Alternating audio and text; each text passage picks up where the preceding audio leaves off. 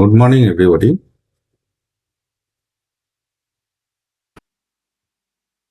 চার্টে চলে আসি।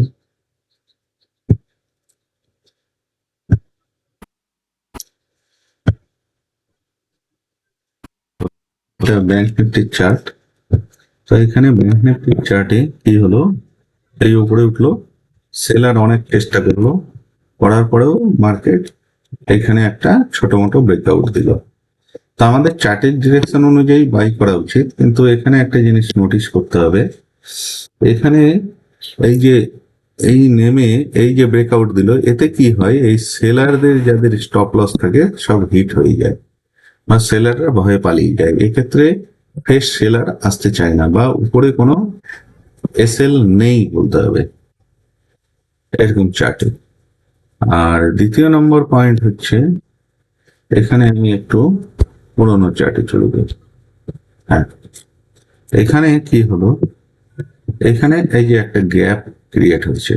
তো এখানে যারা বায়ার ছিল তারা এই গ্যাপ ডাউনে অনেকে লস বুক করে নিয়েছে, কিন্তু অনেকে ট্র্যাপ বায়ার থাকে যে পজিশন রেখে দিল আশায় আশায় মার্কেট যদি রিবাউন্স করে, কিন্তু মার্কেট রিবাউন্স করে গেছে। তো রিবাউন্স করে গেলে এদের অনেকের আশা থাকে যে যদি কিছুটা প্রফিট হয়, তো এরা একটা এক্সট্রা বায়ার থাকে। এখানে সেলারদের স্টপ লস হিট হয়ে গেছে, এখানে বায়ার আছে, এখানে ট্র্যাপ বায়ার আছে। তাহলে যদি গ্যাপ আপ ওপেনিং দেয় সেক্ষেত্রে বায়ারই আসবে, সেলাররা ভয় খেয়ে যাবে, কারণ এখানে স্টপ লস হিট হয়ে গেছে।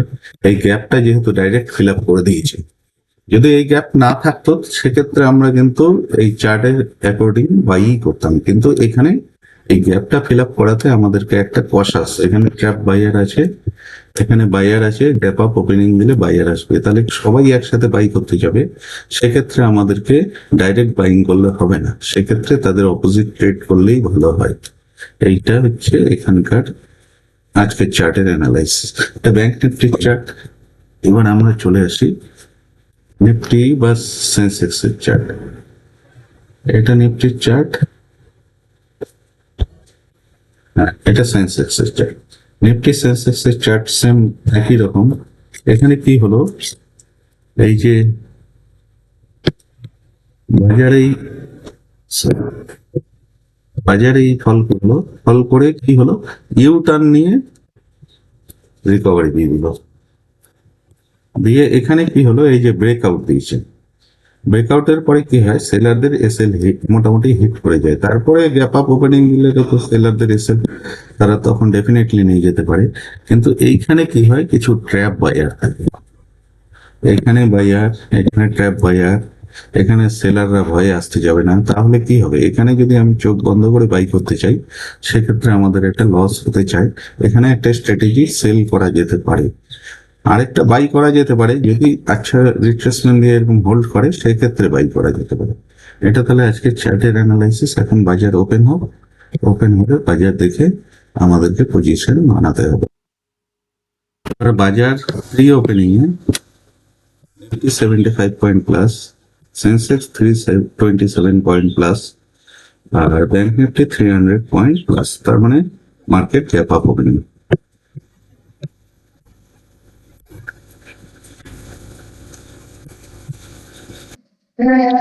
যাই হোক, এখানে মনে হচ্ছে একটা পজিশন বানালে ভালো হয়।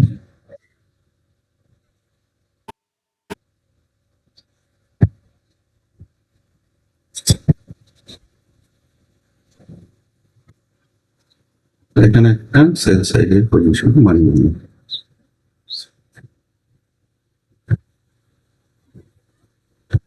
বানিয়ে নিলাম। এখন দেখা যাক কি হয়,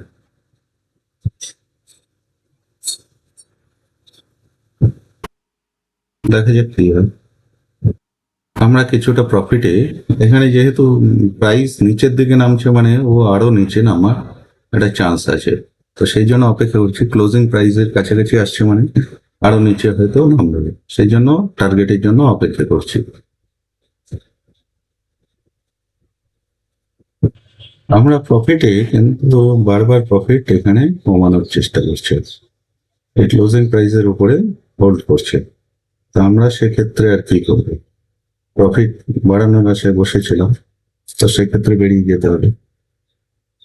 আমি ভাবছিলাম এই ক্লোজিং প্রাইসটা ব্রেক করলে প্রফিটটা বাড়ে, কিন্তু সেটা হচ্ছে না। দেখে একটু অপেক্ষা করি।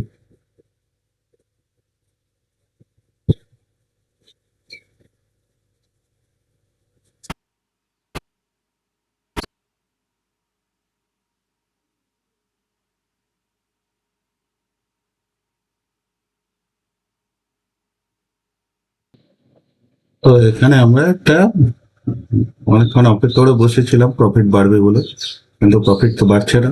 এটা মোটামুটি টার্গেটের কাছাকাছি পৌঁছে গেছি।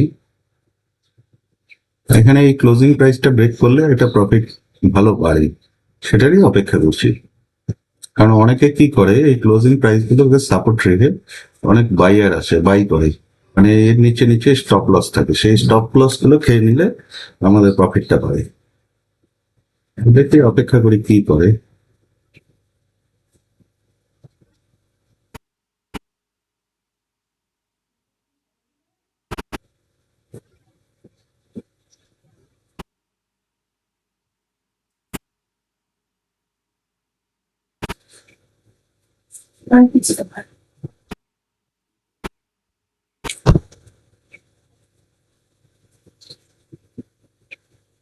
তো এখানে আমরা ক্লোজিং প্রাইস ক্রস হতে দেখছি।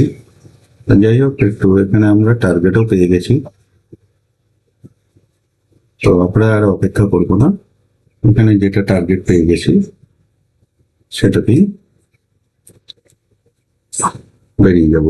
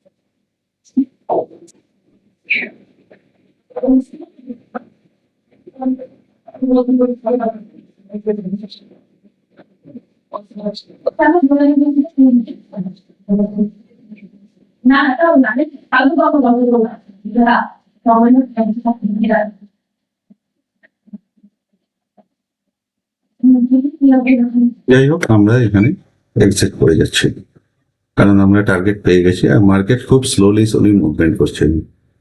এখানে যদি ফাস্ট মুভমেন্ট হতো সেক্ষেত্রে প্রফিটটা অনেক তাড়াতাড়ি। এই স্লোলি মুভমেন্টে কি হয়, আবার এখানে যারা বাই করছিল তারা আবার সেল করতে চলে আসে। তো সেক্ষেত্রে আবার অপোজিট দিকে একটু রিট্রেস করে, যেমন এখানে বড় বড় ক্যান্ডেল দিয়ে অনেক বাইয়ার আসছিল, এরাই হয়তো আবার পয়সা লাগাতে পারে। সেক্ষেত্রে আর রিস্ক নেওয়া গেল না। যেটুকু আজকের মতো টার্গেট অ্যাচিভ হয়ে গেছে। তো আজকের জন্য এটুকুই, ধন্যবাদ। আর প্রতিদিন কিন্তু অ্যানালাইসিস সঠিক নাও হতে পারে।